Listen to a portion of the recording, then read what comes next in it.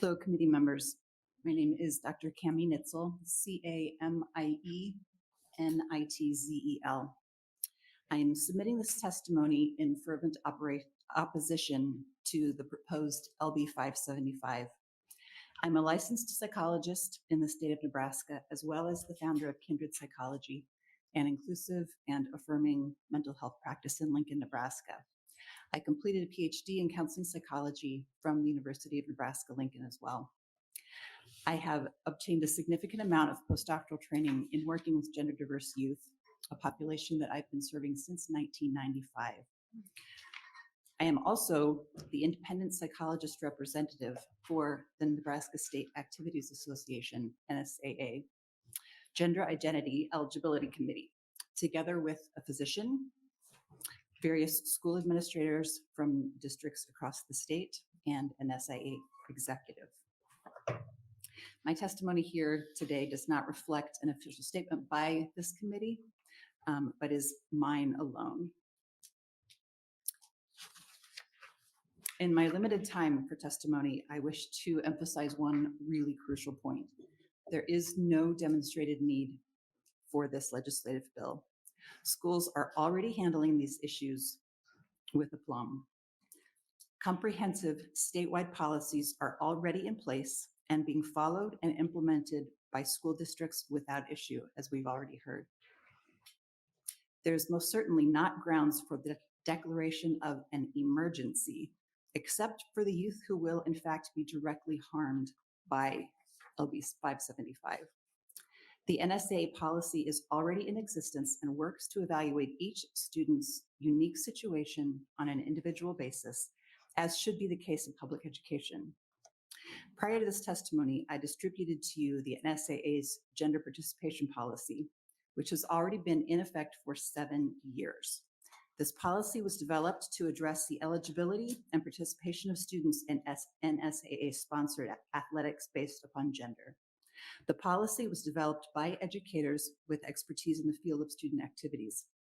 It was well researched and is heavily cited with legal interpretation and case precedent. This already existing and effective NSAA policy explicitly balances the goals of equal opportunity, physical safety, and personal privacy of all students, preserving Title IX protections, maintaining competitive equity, and a level playing field for all students. The policy does cover bathroom and locker room usage so that no one is made to feel uncomfortable. I also distributed the NSAA participant application form. This form requires students to include written personal statements, as well as statements from parents, school, friends, teachers, and a school representative affirming the student's consistent gender identification and expression. Students are required to submit medical documentation of hormone suppression and/or replacement therapy. For transgender females, an additional requirement of at least 1 year of hormone therapy is required, as well as blood work documenting testosterone suppression to the level of a cisgender female. I see that my light has turned, and I'll be respectful of that. I am happy to answer any questions. Any questions about the remaining. for Dr. Nitzel?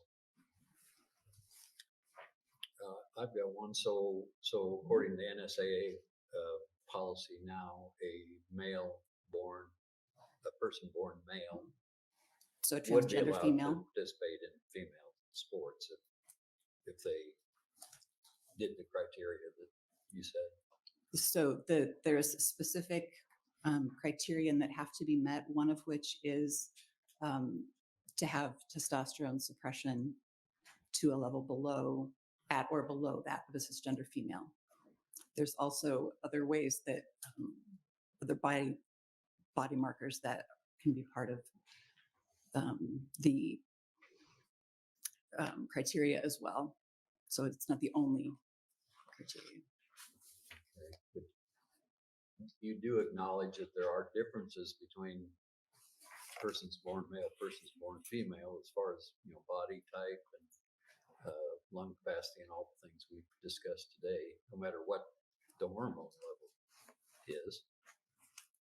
I am saying that as part of this, as part of LB 575, it's unnecessary and it's a waste of taxpayer dollars when we already have a policy that spells out all of those questions that you're posing about gender differences and how do we equalize the playing field.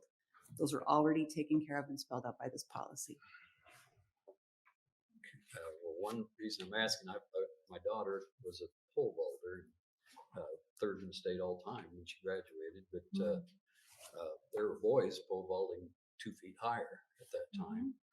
You know, I think no matter what their hormone level would have been, I think they would still have an advantage. So if you look at this policy specifically also gives body mechanic changes like height and weight and BMI and stature. There's all sorts of things within the policy. And so those are things that we need to recognize that are already part of a policy that we don't have to legislate. Okay. Any other questions? Yes, Senator Conrad. Thank you, Chair Merman, and I'm learning a lot about your love for all kinds of athletic activities in your family. So that's a neat part of the learning experience. But Doc, while I have you in the chair, you mentioned this has been on the books for about 7 years. I think I've seen media reports that maybe 5 student athletes have utilized this process to participate in that time. Is that roughly square with your understanding or experience? I just want to make sure to have clarity on the record because I don't know if anybody else mentioned that yet. Right. I will say that it is 10 or less. Okay. I think there's some gray between students who may have applied and been granted permission but have not actually participated or did 1 year and not for people who were not eligible based on them not meeting the criteria. Okay. And so it isn't that we just have a policy that says anyone can play for any reason or any body mechanic. It's people have to follow the policy, and so it's already there. Yeah, that's helpful. And just in reading kind of through the policy and looking at the application, which you reaffirmed some of your experiences working with all the stakeholders on thus far.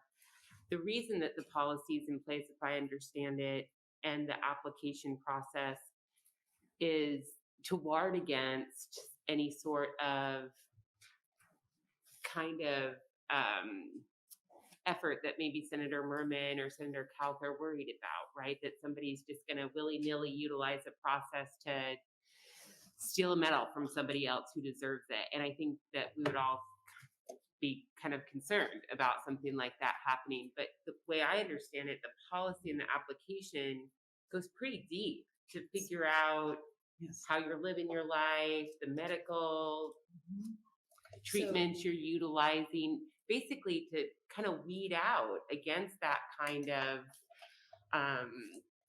unserious approach or kind of unfair competitive kind of agenda or something. Can you help me understand that? I'm not articulating very well. I understand your question. Okay. So part of the process, and the process is spelled out in the policy as well as in the application. The student themselves has to write a personal statement. So family, friends, teachers, the school administrator, medical professionals all have to certify that this person has been living in accordance with their gender identity for a given period of time. And students present with varying degrees. And so it's really not possible for that fear to be realized if we just use the already established protocol. Okay, that's really helpful. And I don't know, last question, were you following the measure before the Health and Human Services Committee that would have prevented gender affirming care for trans youth as well? I was here and testified to that as well. Thank you. I was able to catch most of it, but not all of it. So I'm sorry if I didn't remember that. But I'm also trying to think about like how these bills, if they were to advance, like work together, because the NSAA policy says you need to avail yourself of gender affirming care if you want to participate in extracurricular activities. And then on the flip side, the legislature is saying you can't access gender affirming care if that were passed. So it just seems kind of confusing, and I'm just trying to get my head around it. So it's contradictory, and I think it's safe to say that both providers and trans youth feel like there's a damned if you do and damned if you don't, Okay. right? That there are obstacles being set up everywhere that people can't just be. Okay. Very good. Thank you. Thank you. Any other questions for Dr. Nitzel? Okay, thank you very much.